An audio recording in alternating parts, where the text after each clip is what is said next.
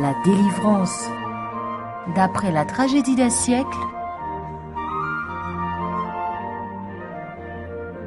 À l'heure où le peuple de Dieu sera privé de la protection des lois humaines et où approchera le moment fixé par le décret, il se produira simultanément dans différents pays un mouvement en vue de l'extirpation de la secte détestée.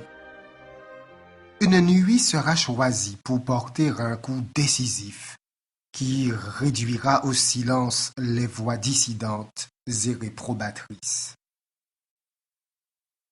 Le peuple de Dieu, en partie enfermé derrière des barreaux de prison et en partie errant dans les forêts et les montagnes, supplie encore Dieu de lui accorder sa protection, alors que de toutes parts des hommes armés, poussés par des légions de mauvais anges, sont prêts pour leur œuvre de mort. C'est à l'heure la plus critique que le Dieu d'Israël interviendra pour délivrer ses élus. Le Seigneur leur dit par un prophète, « Vous chanterez comme la nuit où l'on célèbre la fête. Vous aurez le cœur joyeux comme celui qui marche au son de la flûte pour aller à la montagne de l'Éternel, vers le rocher d'Israël. Et l'Éternel fera retentir sa voix majestueuse. Il montrera son bras prêt à frapper, dans l'ardeur de sa colère, au milieu de la flamme, d'un feu dévorant, de l'inondation, de la tempête et des pierres de grêle. Ésaïe 30, versets 29 et 30. Faisant entendre des cris de triomphe, des railleries et des imprécations, des foules impies s'apprêtent à se jeter sur leur proie. À ce moment même, des ténèbres profondes, plus denses que celles de la nuit, s'abattent soudain sur la terre. Puis, un arc-en-ciel, réfléchissant la gloire du trône de Dieu, encercle le firmament et semble entourer séparément les groupes de fidèles en prière. Brusquement arrêtées dans leur marche, les bandes irritées, saisies d'effroi et réduites au silence, oublient les objets de leur fureur. Pleines de sombres pressentiments, elles contemplent le gage de l'alliance divine et ne demandent plus qu'à être mises à l'abri de l'éclat qui les aveugle. Les enfants de Dieu entendent une voix claire et mélodieuse qui leur dit « Regardez en haut ». Levant les yeux, ils voient le signe de la promesse. Les noirs nuages qui couvrent leur tête s'écartent et, comme Étienne, ils contemplent le Fils de l'homme assis sur son trône, entouré de la gloire de Dieu et portant sur son corps les marques de son humiliation. On entend tomber de ses lèvres cette requête qu'il adresse au Père en présence des saints anges. Père, je veux que là où je suis, ce que tu m'as donné soit aussi avec moi. Jean 17, verset 24. De nouveau, une voix musicale et triomphante se fait entendre. Les voici, dit-elle, saints, innocents, immaculés. Ils ont gardé la parole de ma persévérance. Ils marcheront parmi les anges. Des lèvres pâles et tremblantes des témoins de Jésus, restés inébranlables, s'échappent alors des acclamations de victoire. C'est au coup de minuit que Dieu manifeste sa puissance pour délivrer son peuple. Le soleil paraît dans tout son éclat. Des signes et des prodiges se suivent en succession rapide. Les méchants observent cette scène avec terreur, tandis que les justes admirent les gages de leur délivrance. Tout dans la nature semble avoir abandonné sa marche ordinaire. Les cours d'eau cessent de couler. De lourds et sombres nuages se lèvent et s'entrechoquent. Au milieu d'un ciel irrité, on distingue un espace clair, d'une gloire indescriptible. La voix de Dieu en sort, semblable au bruit des grandes eaux, et proclame « C'en est fait ». Apocalypse 16, verset 17. Cette voix ébranle les cieux et la terre.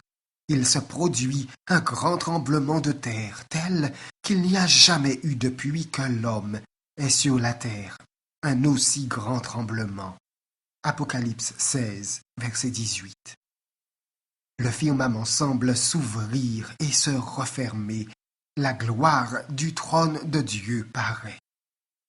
Les montagnes oscillent comme des roseaux agités par le vent, et des masses de rochers déchiquetés volent de toutes parts. De sourds grondements annoncent l'approche d'une tempête. La mer se déchaîne avec furie. On croirait entendre la voix de démons accomplissant une œuvre de destruction. La terre entière se soulève et s'affaisse comme les vagues de la mer. Le sol se crevasse. Les assises du monde semblent s'effondrer. Des chaînes de montagnes, des îles habitées disparaissent. Des ports de mer, véritables sodomes d'iniquité, sont engloutis par les vagues irritées. Dieu s'est souvenu de Babylone la grande, pour lui donner la coupe du vin de son ardente colère. Des grelons pesant un talent, Apocalypse 16, versets 19, 21, sèment la destruction. Les plus fières cités de la terre sont renversées. Les superbes palais où les grands ont accumulé leurs richesses et les objets de leur orgueil s'écroulent sous leurs yeux. Les murs des prisons s'effondrent, rendant la liberté à leurs innocents détenus. Des sépulcres s'ouvrent. Plusieurs de ceux qui dorment dans la poussière de la terre se réveillent, les uns pour la vie éternelle et les autres pour l'opprobre, pour la honte éternelle. Daniel 12, verset 2. Tous ceux qui sont morts dans la foi au message du troisième ange sortent glorifiés de leur tombeau pour entendre proclamer l'alliance de paix conclue avec les fidèles observateurs de la loi de Dieu. D'autre part, ceux qui l'ont percé, qui se sont moqués du Sauveur agonisant, ainsi que les ennemis les plus acharnés de la vérité et de son peuple, ressuscitent aussi pour contempler sa gloire et les honneurs conférés aux fidèles. Apocalypse 1, verset 7. Le ciel est toujours couvert d'épais nuages, que le soleil perce çà et là, tel l'œil vengeur de Jéhovah. Des éclairs enveloppent la terre d'une nappe de feu. Dominant le fracas terrifiant du tonnerre, des voix mystérieuses et lugubres proclament le sort des méchants. Tous ne les comprennent pas, mais les faux docteurs les perçoivent distinctement. Les hommes qui, peu de temps auparavant, exultaient, remplis d'insolence, à l'égard des enfants de Dieu, frissonnent d'épouvante, au point que leurs cris de détresse dominent le grondement des éléments. Les démons confessent la divinité de Jésus et tremblent devant le déploiement de sa puissance, tandis que les hommes, en proie à une folle terreur, implorent miséricorde et se roulent dans la poussière. Considérant le jour de Dieu dans leur sainte vision, les anciens prophètes avaient dit « Gémissez, car le jour de l'Éternel est proche. Il vient comme un ravage du Tout-Puissant. » Ésaïe 13, verset 6.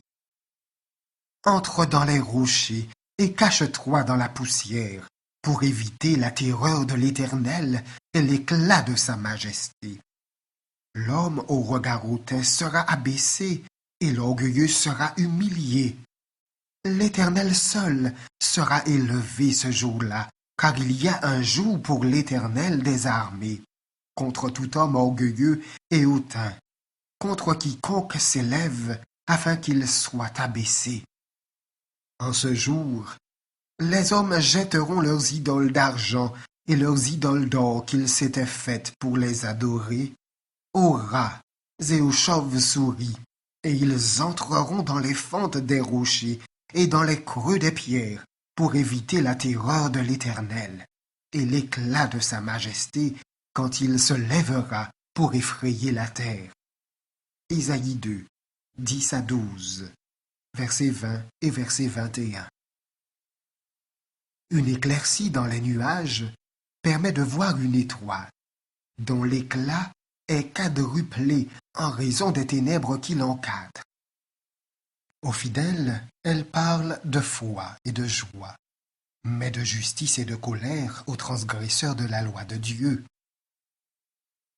Ceux qui ont tout sacrifié pour leur Sauveur sont maintenant en sécurité, cachés sous l'abri de sa tente.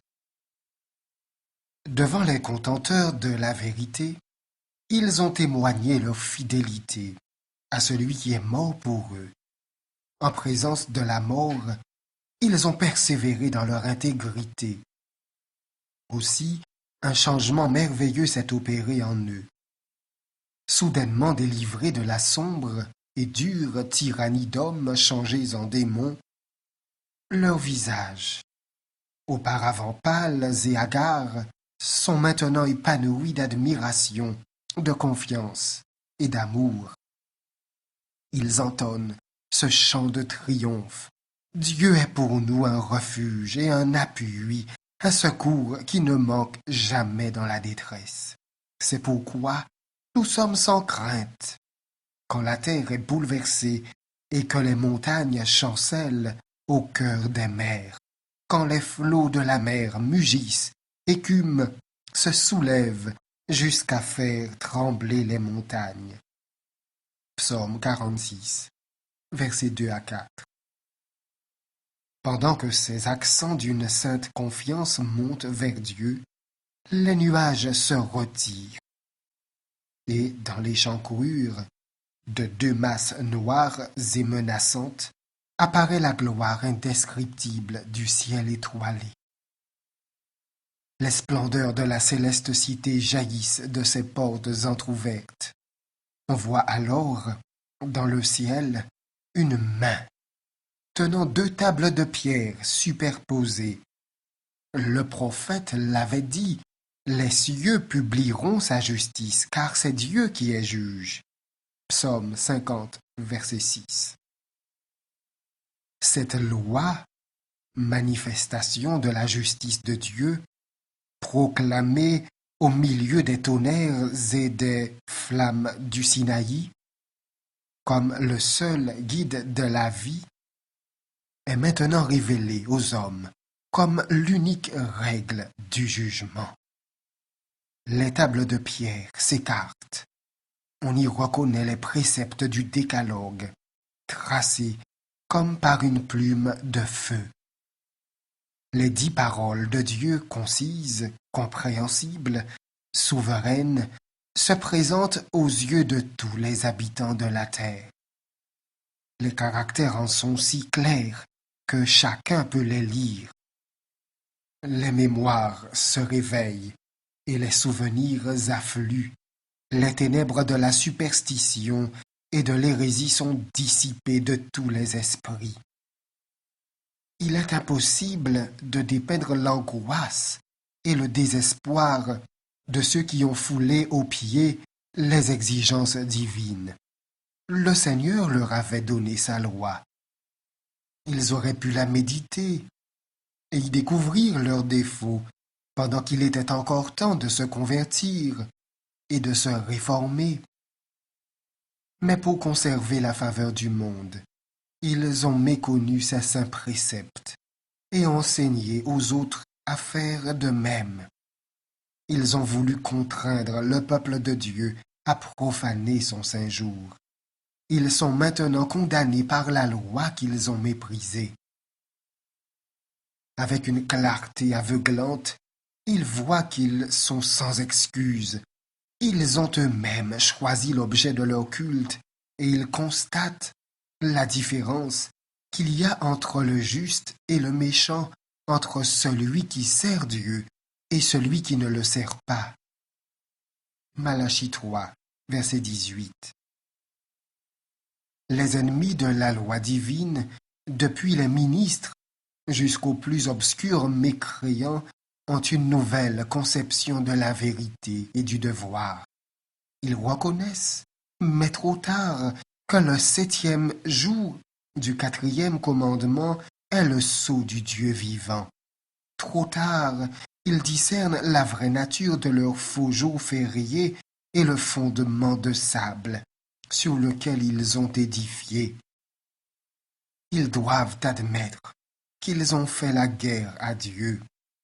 Conducteurs religieux, ils ont amené les âmes à la perdition tout en prétendant les conduire à la porte du paradis. C'est seulement maintenant, au grand jour des rétributions, qu'ils voient combien est grande la responsabilité des hommes occupant des fonctions sacrées et combien redoutables sont les conséquences de leur infidélité. L'éternité révélera tout ce que représente la perte d'une seule âme. Terrible sera le sort de ceux auxquels Dieu dira « Retirez-vous de moi, méchants serviteurs ».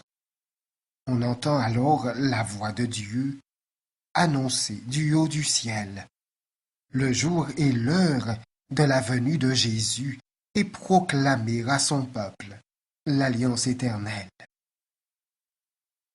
Comme les éclats du plus puissant tonnerre, ces paroles font le tour de la terre. Les enfants de Dieu les écoutent, les regards fixés en haut et le visage illuminé de sa gloire, comme l'était celui de Moïse à sa descente du Sinaï. Les méchants ne peuvent supporter leur vue, et quand la bénédiction est prononcée sur ceux qui ont honoré Dieu en sanctifiant son saint jour, on entend un immense cri de victoire. Bientôt, apparaît vers l'Orient une petite nuée noire, grande comme la moitié d'une main d'homme. Elle entoure le Sauveur et semble, à distance, enveloppée de ténèbres. Le peuple de Dieu la reconnaît comme le signe du Fils de l'homme.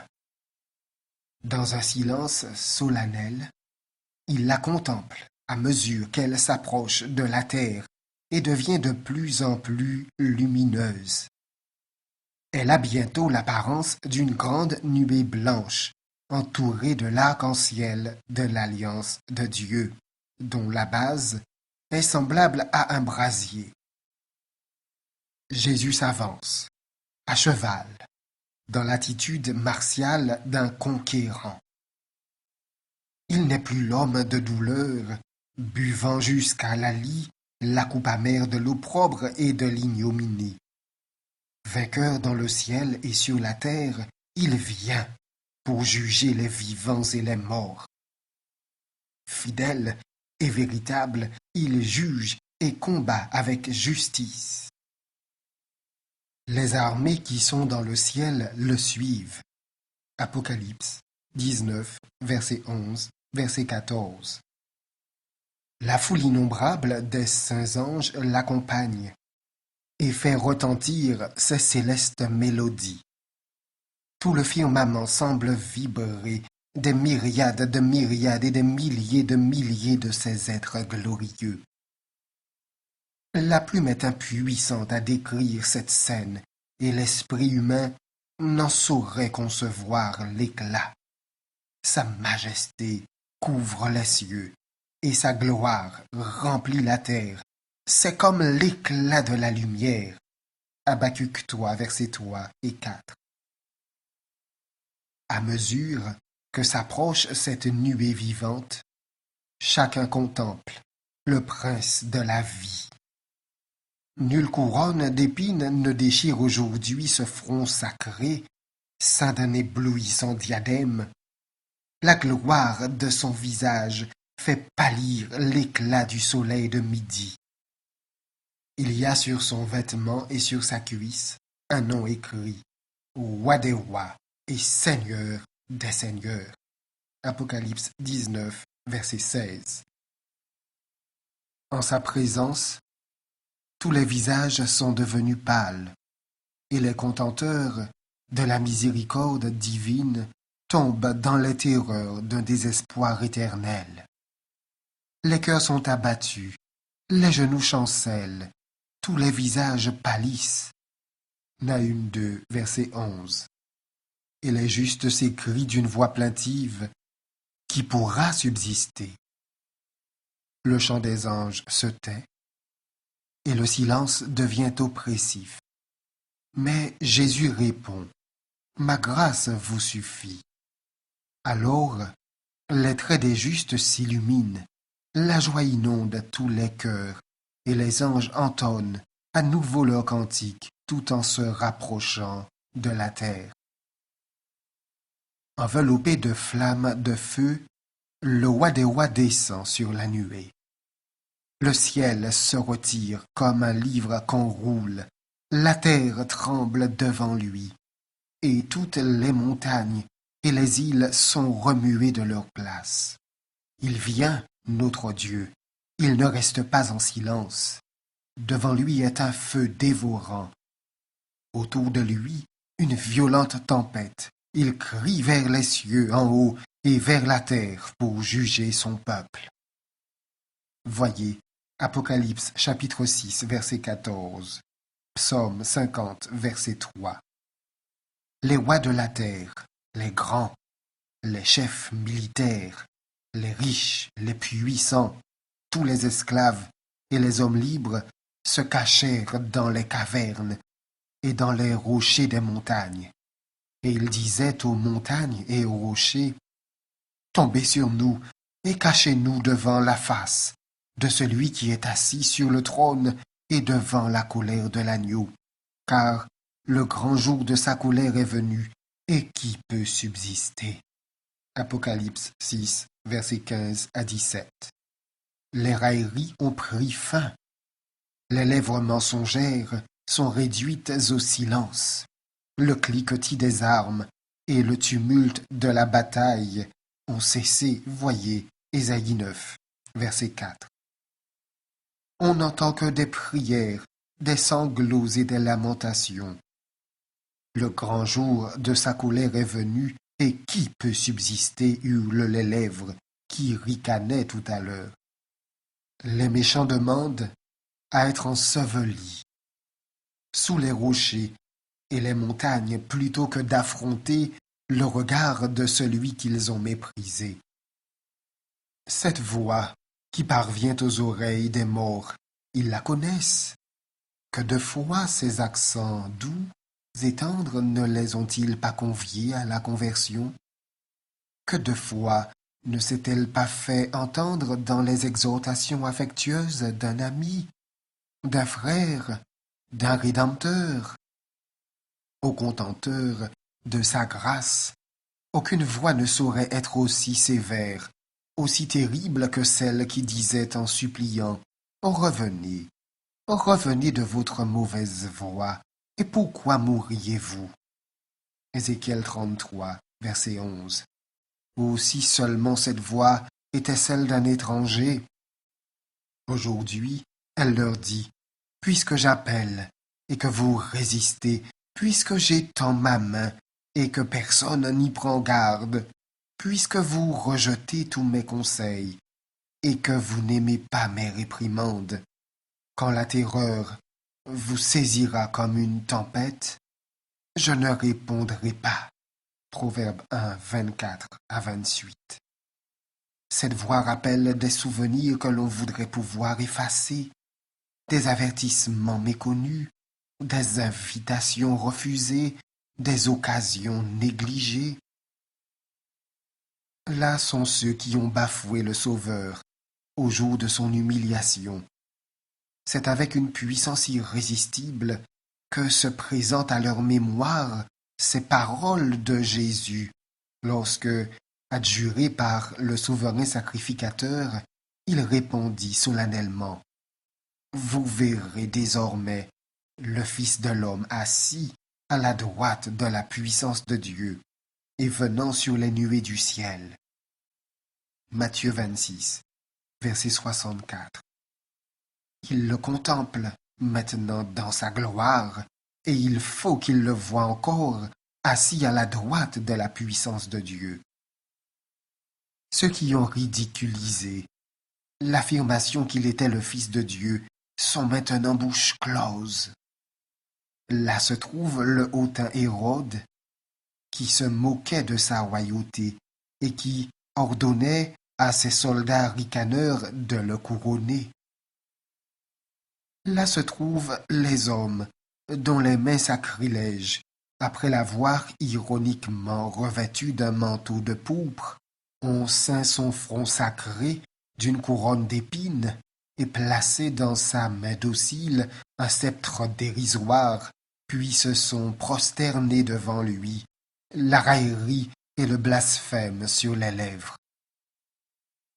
Les hommes qui ont frappé au visage le prince de la vie et l'ont couvert de leur crachat se détournent maintenant de son regard perçant et cherchent à fuir la gloire indicible de sa présence. Ceux qui enfoncèrent des clous à travers ses mains et ses pieds, le soldat qui perça son côté de sa lance, contemple ses cicatrices avec terreur et remords. Les événements du calvaire reviennent avec une douloureuse clarté à la mémoire des sacrificateurs et des principaux du peuple. Frémissant d'horreur, ils se rappellent comment, sous l'inspiration de Satan, il disait en branlant la tête: Il a sauvé les autres, et il ne peut se sauver lui-même s'il est roi d'Israël, qu'il descende de la croix, et nous croirons en lui. Il s'est confié en Dieu, que Dieu le délivre maintenant s'il l'aime. Matthieu 27, versets 42 et 43. Ils se souviennent clairement de la parabole des vignerons qui refusèrent de rendre au propriétaire le fruit de la vigne, maltraitèrent ses serviteurs et tuèrent son fils. Ils se souviennent tout aussi distinctement de leur propre verdict. Le maître de la vigne fera périr misérablement ces misérables. Matthieu 21, verset 41.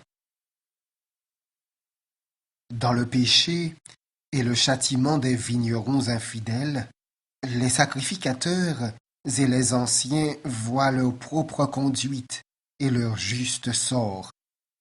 Aussi entend-on s'élever, plus immense et plus perçante que le cri de Crucifie, crucifie, poussé dans les rues de Jérusalem, cette clameur d'agonie. C'est le Fils de Dieu, c'est le vrai Messie. Et l'on veut fuir la présence du roi des rois. Et l'on s'élance pour y chercher un vain refuge vers les cavernes, vers les crevasses de la terre bouleversée.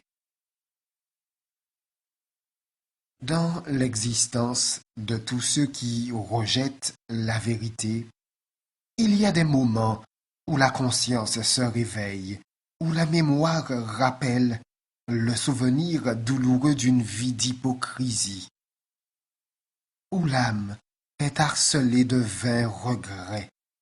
Mais que sont ces heures comparées aux remords du jour où la détresse et l'angoisse fondront sur vous et où le malheur vous enveloppera comme un tourbillon.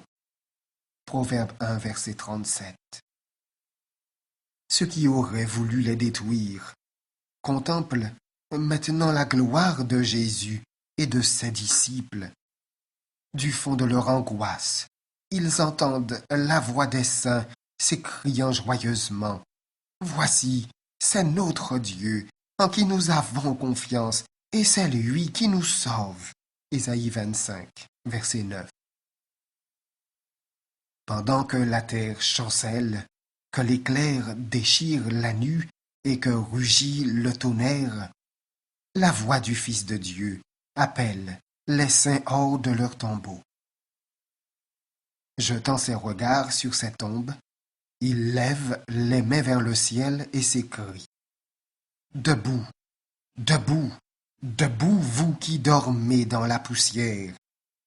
Dans toutes les parties de la terre, les morts entendront la voix du Fils de l'homme, et ceux qui l'auront entendu vivront.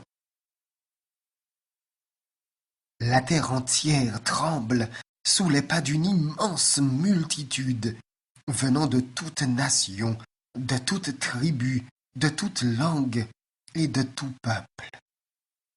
Revêtus d'une gloire immortelle, ils sortent de la prison de la mort en s'écriant: Ô mort, où est ta victoire? Ô mort, où est ton aiguillon? 1 Corinthiens 15, verset 55. Les justes vivants et les saints ressuscités s'unissent dans une joyeuse et puissante acclamation. En sortant de la tombe, ils ont la taille qu'ils avaient lorsqu'ils y sont descendus. Adam, qui est de leur nombre, est d'un port majestueux, mais d'une stature un peu moins élevée que le Fils de Dieu. Il offre un contraste frappant avec les hommes des générations suivantes, ce qui permet de constater la profonde dégénérescence de la race humaine. Mais tous se relèvent avec la fraîcheur et la vigueur d'une éternelle jeunesse. Au commencement, l'homme avait été créé à l'image de Dieu, non seulement au moral, mais aussi au physique. Et cette ressemblance, le péché l'a presque entièrement oblitérée.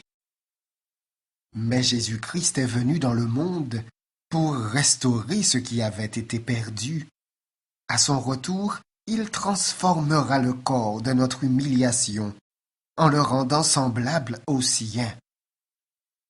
Notre corps mortel, corruptible, enlaidi et souillé par le péché, retrouvera sa perfection et sa beauté.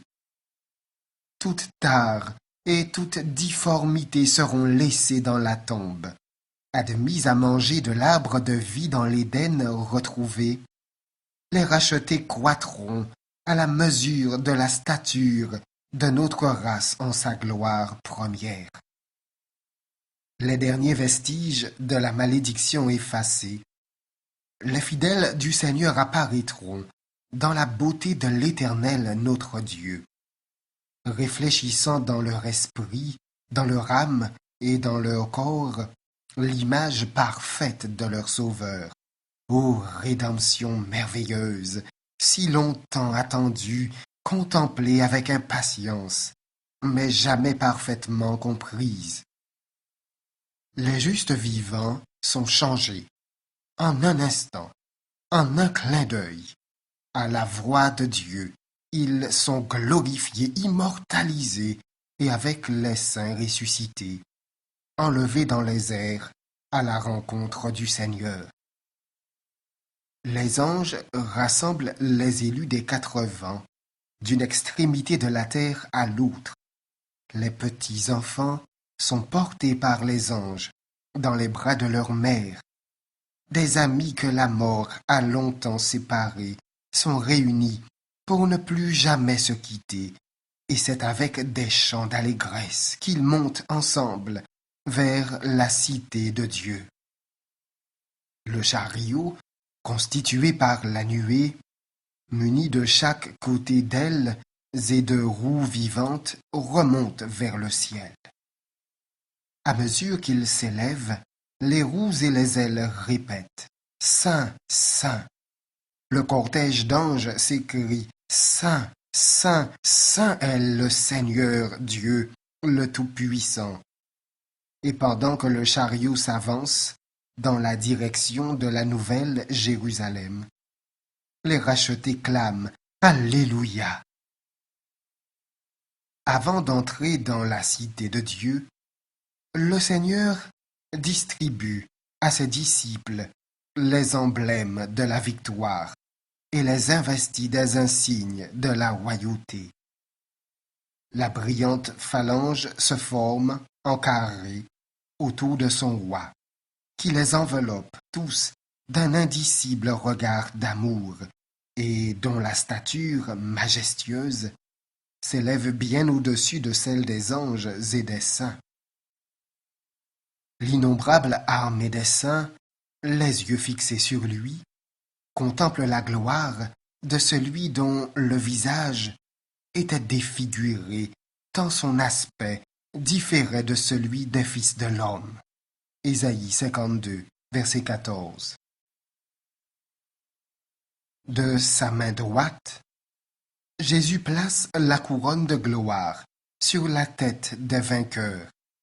Chacun reçoit une couronne portant son nom nouveau et l'inscription « Sainteté à l'Éternel ».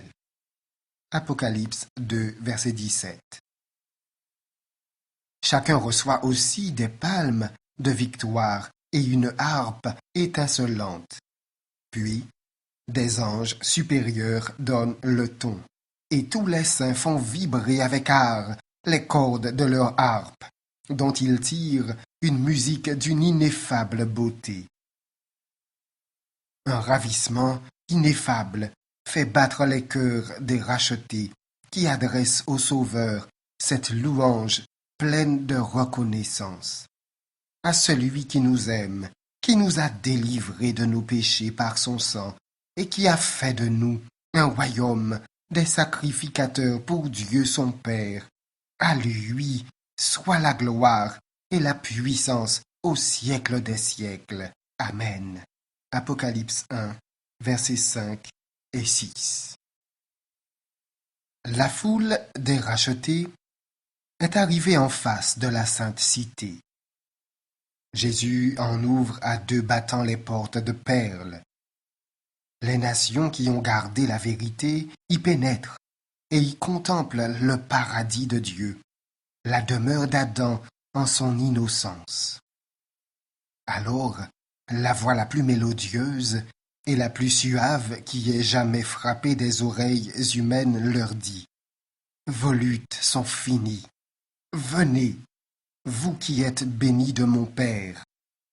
Prenez possession du royaume qui vous a été préparé dès la fondation du monde. » Elle est maintenant exaucée, cette prière du Sauveur en faveur de ses disciples. Je veux que là où je suis, ce que tu m'as donné soit aussi avec moi, irrépréhensible et dans l'allégresse. Les rachetés de Jésus-Christ sont présentés au Père par son Fils en ces mots. Me voici, moi et les enfants que tu m'as donnés. J'ai gardé ce que tu m'as donné.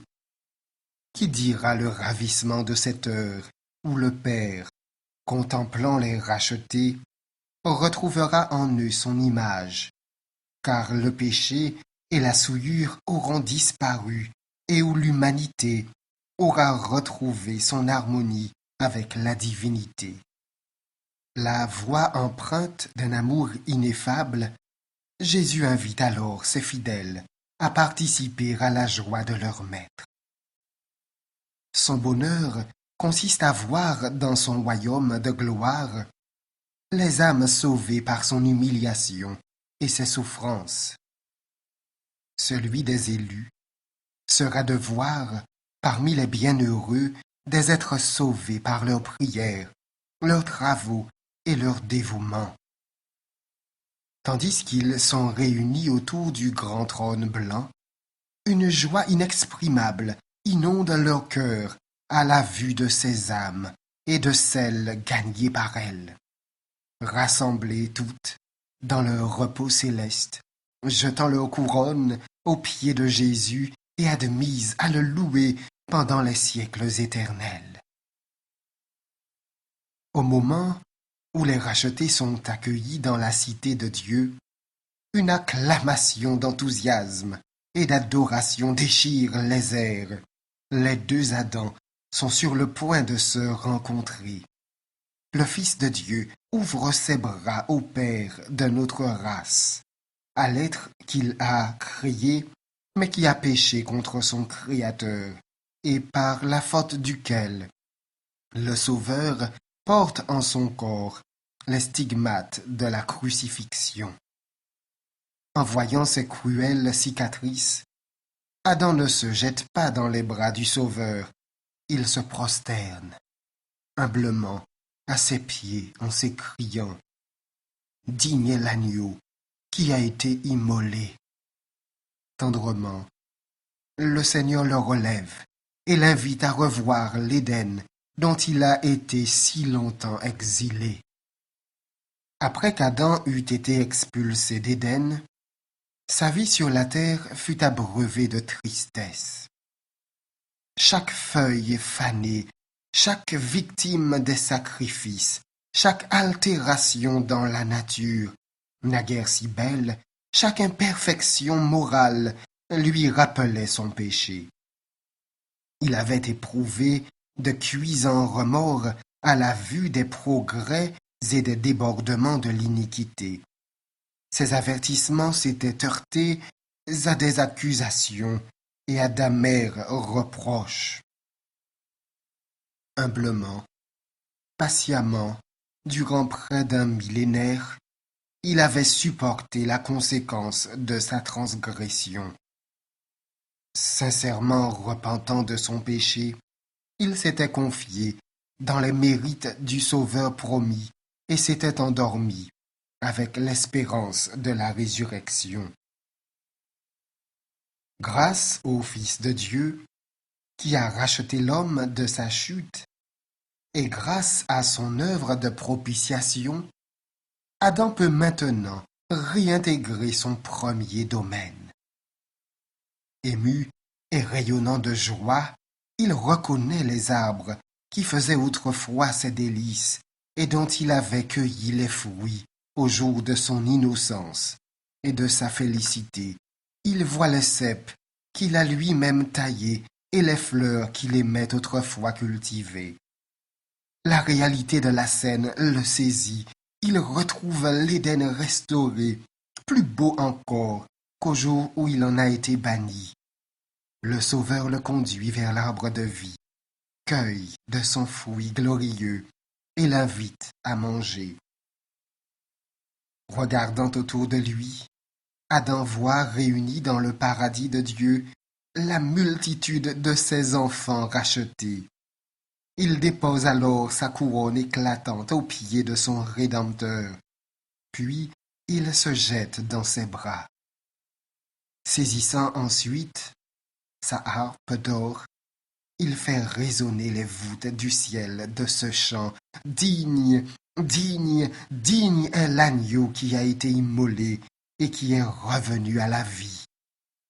La multitude se joint à son cantique, et tous, jetant leur couronne aux pieds du Rédempteur, se prosternent pour l'adorer. Les anges qui ont pleuré à la chute d'Adam assistent à cette scène. Plein de joie lorsque, au jour de sa résurrection, Jésus était monté au ciel après avoir ouvert la porte de la tombe à tous les croyants, ils voient maintenant l'œuvre de la rédemption consommée et s'unissent au cantique de louange. Sur la mer de cristal qui est devant le trône et que les reflets de la gloire de Dieu font ressembler à du verre mêlé de feu, sont réunis ceux qui ont vaincu la bête et son image et le nombre de son nom. Apocalypse 15, verset 2. Les 144 000 qui ont été rachetés parmi les hommes se tiennent sur la montagne de Sion avec l'agneau, ayant des harpes de Dieu. Et l'on entend du ciel une voix comme un bruit de grosses eaux, comme le bruit d'un grand tonnerre, et la voix que l'on entendait était comme celle de joueurs de harpe jouant de leur harpe. Apocalypse 14, versets 1 à 5. Apocalypse 15, verset 3. Ils chantent un cantique nouveau devant le trône, cantique que personne ne peut apprendre, sinon les 144 000. C'est le cantique de Moïse et de l'agneau. Ce chant de délivrance, seuls les 144 000 peuvent l'apprendre, car c'est l'hymne de leur histoire.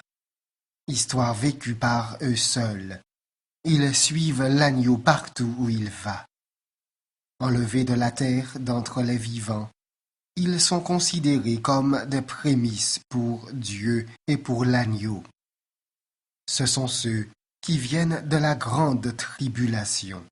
Apocalypse 7, versets 14 et 15. Ils ont traversé un temps de détresse tel qu'il n'y en a jamais eu depuis que les nations existent. Ils ont enduré les angoisses de la détresse de Jacob. Ils ont subsisté sans intercesseur au milieu du déchaînement final des jugements de Dieu.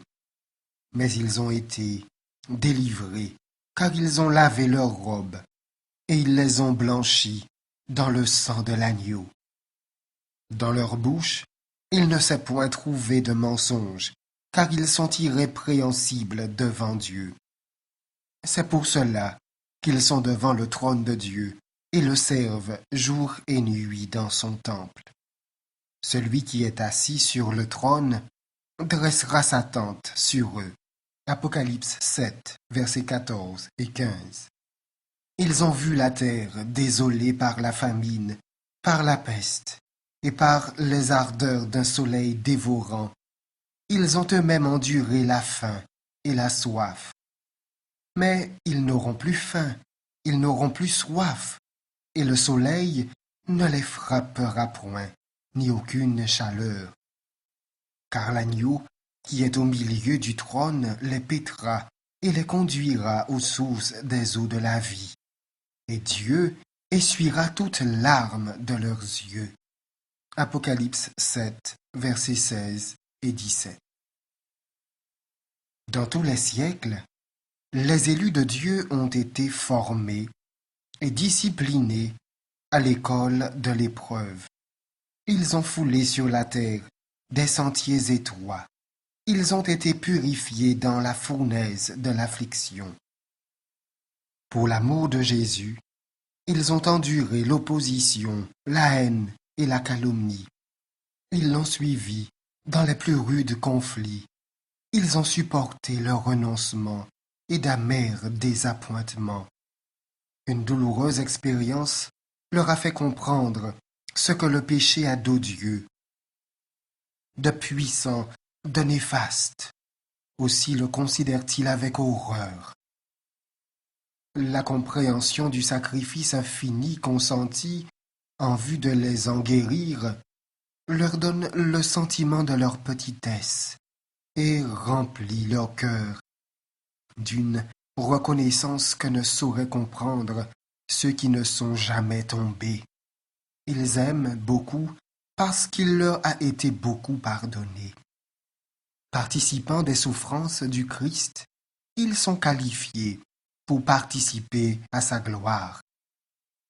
Les héritiers de Dieu viennent des mansardes, des taudis, des prisons, des échafauds, des montagnes, des déserts, des antres de la terre et des profondeurs de la mer. Sur la terre, ils étaient dénués de tout, persécutés, maltraités. Des millions d'entre eux sont descendus dans la tombe, portant les stigmates de l'infamie pour avoir fermement refusé de se soumettre aux exigences de Satan. Les tribunaux humains les ont condamnés comme de vils criminels. Maintenant, c'est Dieu qui est juge. Psaume 50, verset 6. Et les décisions de la terre sont révisées. Il fait disparaître de toute la terre l'opprobre de son peuple. Ésaïe 25, verset 8. On les appelle peuple saint, racheté de l'Éternel. Dieu a décidé de leur donner un diadème au lieu de la cendre, une huile de joie au lieu du deuil, un vêtement de louange au lieu d'un esprit abattu. Ils ne sont plus faibles, affligés, dispersés et opprimés. Désormais, ils seront toujours avec le Seigneur. Ésaïe 62, verset 12, et Ésaïe 61, verset 3. Ils entourent le trône, plus richement vêtus que les hommes les plus honorés de la terre. Ils portent sur leur couronne des diadèmes plus précieux que ceux des souverains. Les jours de souffrance et de larmes sont à jamais passés.